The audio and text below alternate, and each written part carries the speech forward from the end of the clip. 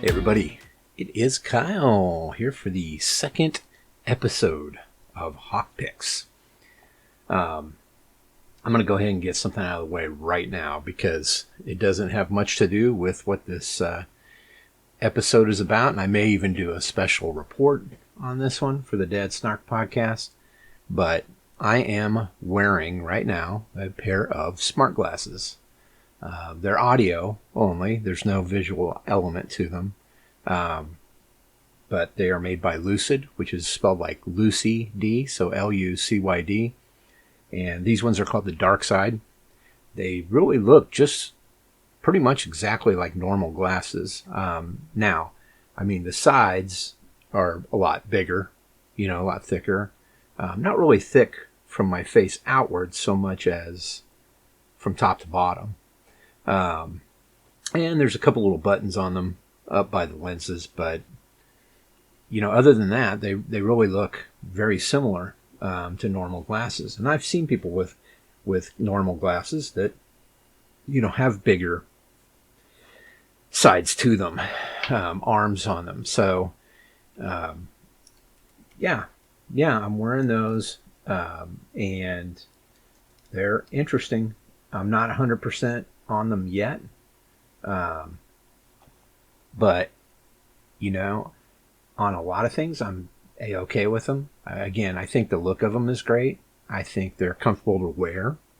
I think the lenses that they came with that I purchased are amazing. They're really curved, which is wild. They kind of almost wrap around your eye from top to bottom and from side to side. So your peripheral vision is way better in these than most glasses. And I mean, they're really good looking glasses. I mean, they're progressive lenses and they work really well. I don't know what else to say about it. Yeah. So I'm wearing those. There have been a couple things. I did purchase a dock with them. It actually came early, but, I think it was like $35 for that dock. And that thing just basically doesn't work. I mean, it worked like the first day or so and then just kind of stopped working. Now, my understanding when I look online, other people who've had a similar issue is there were two versions of that dock and the version 1 just had problems. So I'm assuming that's what happened. I contacted them. They've been really receptive and they're sending me a replacement dock. I'm shipping this old one back to them on their dime. The other thing is these glasses are really advertised big time as one of the few ones that have, first of all, automatically included ChatGPT. They were the first ones to have ChatGPT built in as an AI assistant. And there's supposedly a way if you have, automatically they're going to work with Siri with iPhones. And I get that, man. iPhones, iOS, it's going to get most of the attention because it's a big seller here, especially in the United States. So automatically it was made to work with that. On Android, it doesn't work exactly that smooth unless you have a Samsung device. In that case, you can actually use it directly with Bixby to where you just ask Bixby something by saying, hey, Bixby, ask Lucy this. And it automatically cancel. It started doing it on the phone. But you could ask that in that order and you don't have to go through the application they have. I mean, you have to still use their application. But instead of it just being more like a microphone and headphones, there's that aspect to it, that AI aspect, which is awesome. Problem is, what they did not account for is One UI 7, which is the latest firmware update for Samsung phones, especially the flagships. It's already out. This is a Galaxy Fold 6. That's one of the flagships. Another one is the Galaxy S25. That one also has One UI 7. I think it had it out of the box, if I remember correctly. But yeah, they didn't really account for it because the directions that they give on how to set this up just don't apply because some of the things they're telling you to do just don't exist. on One UI 7. So I contacted them, kind of told them what's going on, asked them how to fix this. They gave me, pretty standard answers that, hey, take a look at this video. Yeah, I've watched that video like 20 times. I can't do that. And then, hey, follow these instructions. It's the same thing. I'm like, look, I've done this, guys. It doesn't work. And I found this on Samsung's site and sent a screen capture of that to them. And immediately they came back and they were like, whoa, hey, thank you. We appreciate your input on this, because we've got this sent off now to our developers and they're going to be working on a solution for this, but we really appreciate you informing us of this. So that was kind of cool, and we'll see how it goes. I mean, I like these glasses. They sound great. They feel great. I think they look great. I've recorded some audio on them, and it tends to work really well. Haven't had any issues there. It sounds good. I've talked to people on the phone on them, and no one can even tell. Okay, so there's so many good things about them that, and the price is very reasonable. I mean, these frames are only $169.99. I mean, $170, whereas frames on a lot of these other things are, $300 or more. I mean, some of the ones with the visual element, geez, the frames alone are $600. So it gets a little crazy, but yeah, I'm looking forward to a future with these. We'll see how it goes. I'm looking forward to getting it working a little bit better with ChatGPT and AI assistant stuff. And we'll see what happens. But I just had to mention that up front because it's just a big part of what's going on in my life right now. Not that that's this podcast. Okay, so let's talk a little bit about the reselling game. So, a couple things have happened. Number one, garage sale season has started. Okay? And that's been pretty awesome. I mean, we have gone out separately and we've gone out together and we've found some great things. I actually went on my own. It was Good Friday before Easter. I was off that day from work. And I went on my own and went to a couple garage sales. I found some good shoes. I found a pair of Nike Air Force Ones that are pretty nice that I've got up for sale right now. Found lots of Keds and Vans and Sperry's, which tend to sell pretty well as well. Blowfish, I think, is another shoe brand. Found some of those that sell good. Now, when I say I picked these up, because look, man, I know Blowfish and Sperry and sometimes even Keds don't sell that great for a lot of money. But when you're picking them up for $1 or $2 a pair and they're in almost brand new condition, you're going to make some cash, even if they sell for $20, you're making some money. Now we like to set it so that whatever we purchase is going to make $20 or more after fees and everything. It doesn't always happen. So we adjust accordingly. But yeah, found some really good things when I was out on my own. Just so happened on that day too, I decided to go ahead. Now that day I went to one garage sale I saw advertised. That's where I got those shoes, and I got a couple Octonauts toys this guy had. That place actually looked like it was probably a reseller's house, and these were his or hers, their goods that they had acquired over time. And so they were selling these things that were brand new and packaged and everything. And yeah, that's just kind of what it looked like to me, was they were clearing out their stock or inventory, because I know they were moving. So I'm guessing that's what it was. The next one I went to was actually a church kind of rummage sale type of thing. It was multiple people had a big garage sale inside this gym inside of a church. And yeah, it was really cool. I mean, I walked in there like, hey, everything's $1 unless it's marked differently. I was like, whoa, okay. Started looking around, found a couple puzzles, kept walking, looking through some things, and got back to the shoes. And that's where I really found a lot of stuff. I found some great Converse high tops, some black, the old Chuck Taylor kind.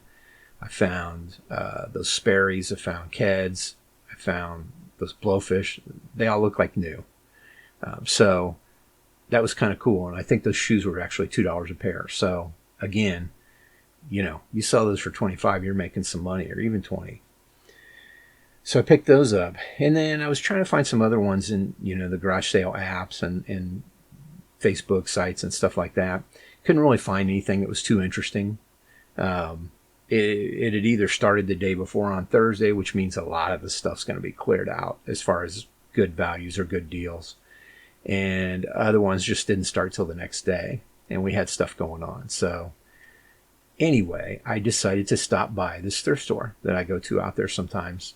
And because I was over in Kansas for this. And that's where things really got pretty amazing. I came across a bunch of different things. One of the first things I came across that was such a great deal was basically a thermal printer, label printer. And it's pretty nice. It doesn't have the power adapter for it. I've still got to find one. I know I've got one here at home. But it did have an old printer cable. It also works off USB. And I noticed right away, looking at that thing, I'm like, wow, this is really well made. So I kind of looked it up. They were selling it for, everything was half off in electronics and media. And they were selling it for $10, so it was $5. Looked it up. That thing was running $65 to $80, just depending on, what you have and what kind of condition it's in. So I nabbed it right away. Another thing I came across was a Philips, one of those good morning clock radio things that's actually a light. So when your alarm goes off in the morning, it kind of simulates the sun coming up, and it's sunlight color and all that. Really cool, really nice one. I actually use a light like that down here where I work, and it's not an alarm clock, but I use it every day just so, because it's good for your brain and for your eyes and everything to have that simulated sunlight every day a little bit. So it's kind of like that, but it's way more advanced. I got that thing for, I want to say $3 or $4. And yeah, it's going to sell for at least $40. So that's pretty cool. Then I kind of kept looking around and finding some other things. I walked over near the puzzles and games. I found some puzzles that were in great shape. I found a bunch of old games, and I mean 50s and 60s. That's where they were from. I found a second edition of Wheel of Fortune game. But man, this place had them marked at some of those games were marked at $70. I'm like, you gotta be kidding me. And I'm looking them up, and they're not worth anywhere near that, or they're worth exactly that, or maybe a little bit less, or $5 more. It's just not worth it, right? So I kept looking at those and everything, picked up a couple more puzzles that were, one that actually wasn't sealed, but a great puzzle nonetheless, and sells for good money, and it was complete. Then I kind of was walking along that puzzle area, and I looked down, I saw a BattleTech RPG game. So like almost like Dungeons and Dragons, but BattleTech universe. So like mech robots type of thing. And I was like, oh man, I bet this is worth some money. So I started looking it up and everything. And yeah, it's worth some jack. Looked inside, everything was complete. It was really not really even used. There were actually cardboard pieces inside that you take out and put on some moving tiles. It also had a couple little mini figures that you can paint and stuff of the two main mechs, and everything else was in there. But those cardboard pieces weren't even popped out of the main, cardboard piece when you snap them out of there and put them in something. So it was still complete. It was still new, and it was complete. So I just snagged it. I immediately saw that thing was going for about $35, right? And I was going to be buying it for about $5. So no problem. And then I walked down a little further. I looked over. I was like, holy shit. It was another big RPG tabletop game called Mouse Guard. If you're not familiar with that, it actually was a comic book. I think it's Archaea Comics or Archaead. I actually got one of their Mouse Guard comics, graphic novel type books at a free comic book day a few years back. And it's really good. I mean, it's basically, medieval kings and queens and knights type of stuff, but it's set in the world of mice and in their universe. And it's interesting. Wasn't really my style, so I didn't really seek it out after that. But just because I did pick up that free book that one time, I noticed this game. So I picked it up and I looked at the back of the box, and it's heavy. And I noticed on the back of the box, this game is $60 brand new. It's $59.99 brand new. I'm like, oh shit. So I started kind of looking inside, and everything was in there. I mean, some things are still sealed. And I'm like, damn, this is brand new also. And they wanted $5 for this, or $6 maybe. And then I started looking it up and kind of comping it a little bit. And yeah, it sells. And also on top of that, it sells for anywhere between $60 and $80. If it's brand new, it's selling for over $100. Well, this one's new but open box, so I've got it priced around $65. But yeah, I mean, wow, finding that was huge. So yeah, that was that. It worked out pretty well. I found a lot of things that definitely. As a matter of fact, I listed that BattleTech game, that RPG game, and it sold within 24 hours. So sometimes you're going to come across things like that. The key is knowledge, because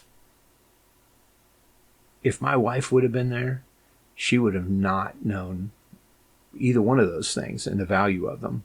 It's only because I know a little bit about those heavy-duty RPG tabletop games that I knew that. And it's only because I knew about the Mouse Guard graphic novel that I knew about Mouse Guard.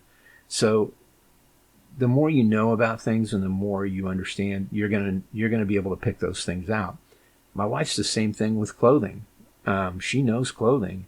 And so when we go and she finds some men's clothes, mostly, they tend to sell better. And women's clothes, though, she's able to really find that stuff and find the good quality stuff. And so I would walk right past some of that. I don't know that stuff as well as she does. I know more tech, electronics, mechanical, puzzles, games, that type of thing, media. And she knows more about clothing. I'm learning and she's learning. So it's just one of those things. But yeah, if you're going to be a dynamic duo doing this thing, it's good to split that stuff up and hang in your expertise area. And then gradually you'll both learn the brands and the stuff, and you'll both be able to do about the same thing. So anyway, that's kind of how that went. And so then got some stuff listed and everything. This was doing pretty good. And we decided to go again last Saturday morning, and we found one that we wanted to go to. It was about, I don't know, half hour away.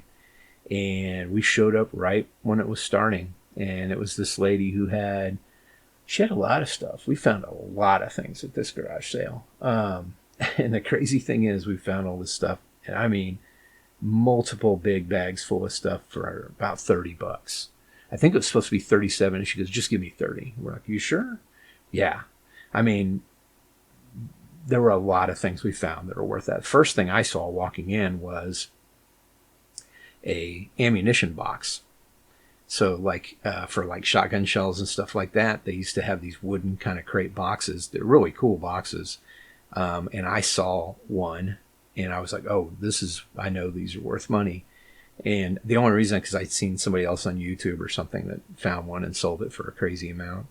So I immediately picked that up. Yeah, it can be worth, some of those can be worth $200. This one could be worth up to $110. I got to research it a little better.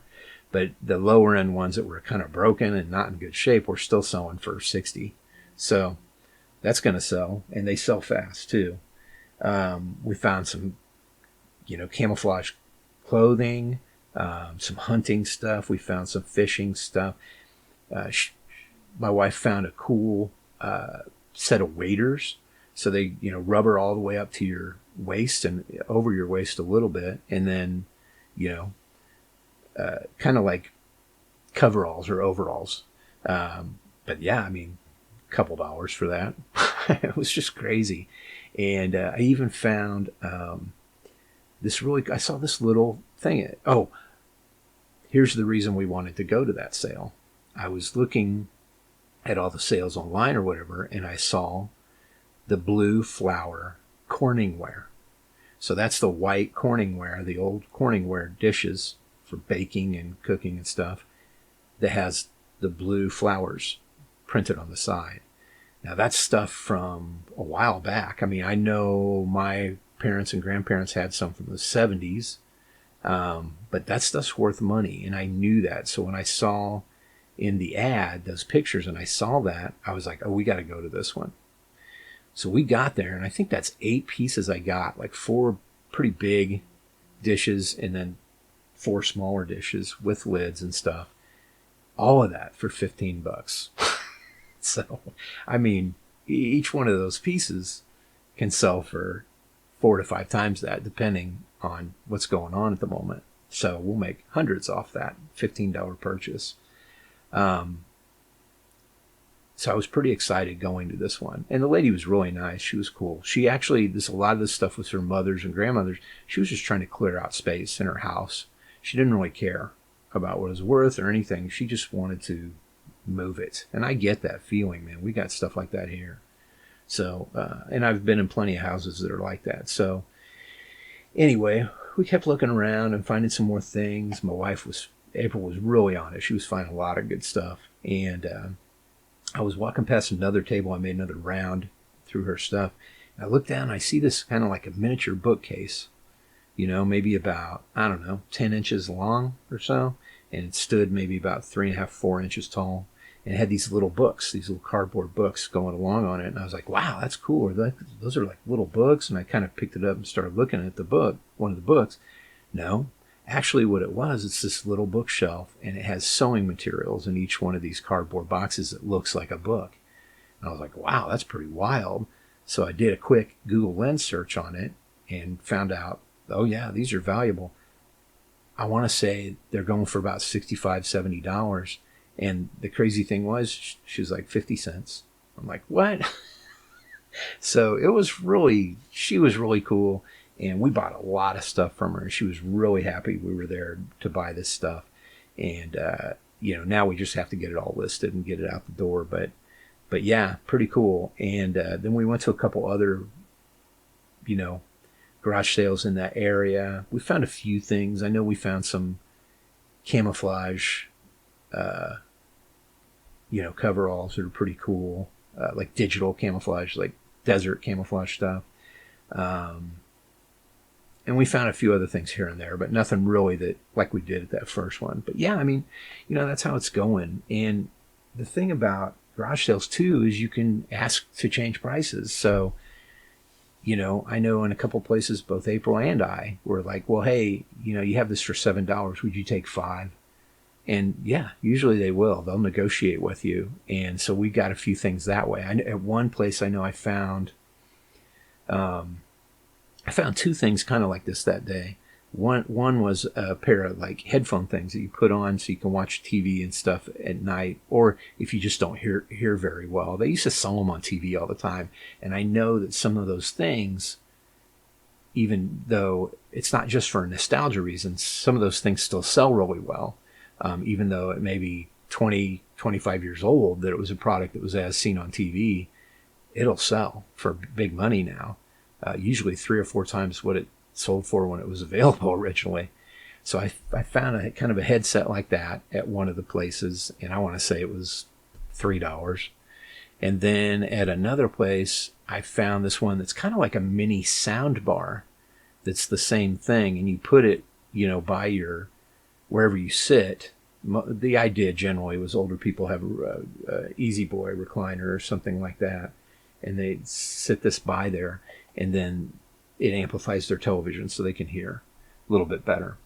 So yeah, I picked that thing up for about $4 or $5. And, like I said, the crazy thing is on all this, I think we found that 2 items on average out of that whole stuff, that whole trip on that Saturday morning, if we sell 2 of those items for what we're thinking, that'll pay for everything we bought that day. And that's crazy. That's the stuff that's really, that's the stuff that makes it fun. You know, I'll admit the stuff on the back end is not always fun. You know, listing things and stuff like that. It's not always a blast, but it is a necessary evil. It's got to be done. I mean, you gotta take photos of this stuff. You gotta have good photos of this stuff. You gotta have good descriptions of them. You have to do some research, and each listing can take a little while. So what we're doing is we're trying to start doing things a little bit differently. Number one, we were using spreadsheets that we had designed to keep track of things, and you know how much they cost us, when we bought them, when we posted them, that kind of stuff, what we're asking for them. And that was working okay. But there are some available software, web apps that are available that you can use. I mean, they cost, but one of the most popular ones is My Reseller Genie.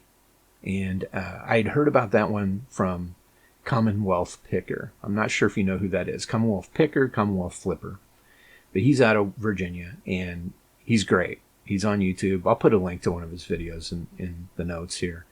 But he was one of the people that helped develop this software, and a lot of people use it. Now, there's another one that I looked into also, and it was pretty great, but it was a little bit more per month, and it also didn't have some of the cross-listing features unless you paid extra. So we decided to try this one out for, I think it was for a week, maybe 2 weeks. And then, you know, it's so much per month. So we went ahead and did that and moved stuff over into it.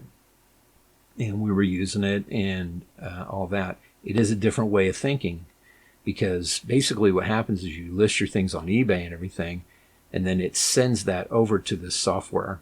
So you link your account, and you can do the same thing with Poshmark and Mercari and some other deals as well. It sends the information over as far as when it was listed, how much you're asking for it, all the specifics about it, brands, categories, all that stuff. And then it brings it right into your inventory. You go through and you approve that inventory so you can make changes at that point. And then when you're approving this inventory coming in, you can actually add, you know, where you purchased this. So like garage sale, what the purchase price was. So $1, you know, on what day you purchased this. And then on what day you listed this and all that stuff. And then when it's sold on eBay or Poshmark or Mercari anyway, it brings over the sale information. So it fills in the stuff as far as how much shipping costs, how much they paid for taxes, or they, you know, it's interesting, but it works really well. And we're trying to get used to it because it's just a different way of thinking. But it's still going to it's going to save us tons of time. So we're kind of getting used to using that. And we're using it alongside with eBay's draft system. So we have new inventory. I will, or my wife April will, create a draft of a listing in eBay.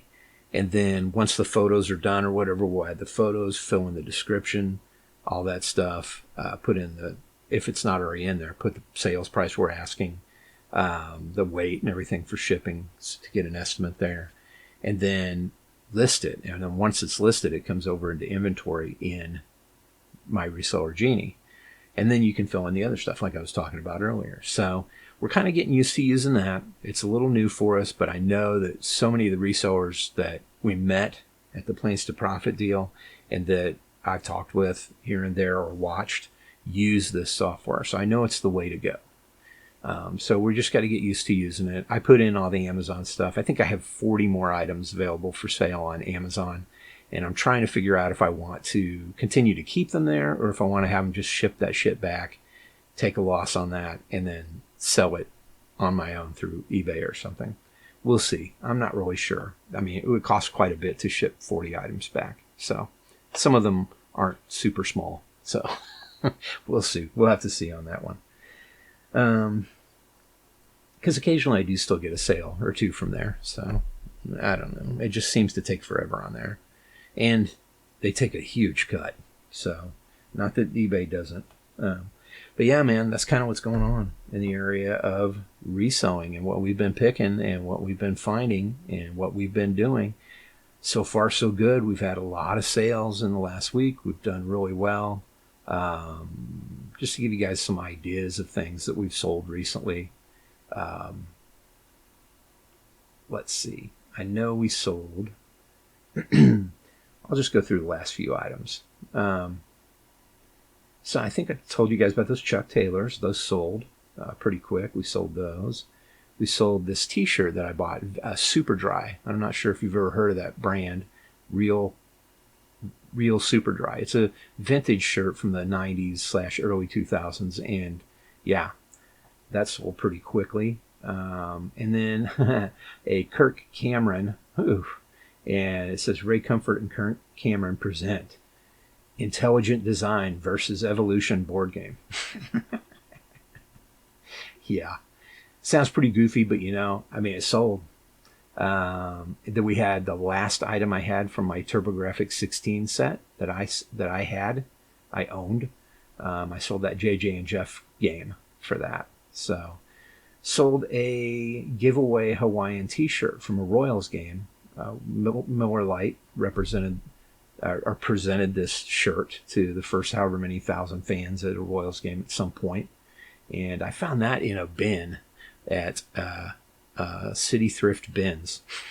So it costs, I think what we do is we're taking like how many items we buy when we go to the bins and then dividing the total cost that day by that many items. And then we have an average. So I want to say that shirt costs $1.75 and I sold for like $25. Another thing from the bins, Q-Snap needlework frame. I found that in the bins. It's a little, basically PVC pipe, kind of square / rectangle to do needlework on. And it's a frame to do needlework. So that's pretty cool. A pair of Nike Zoom Hyperfuse, gray and black basketball shoes. Sold those.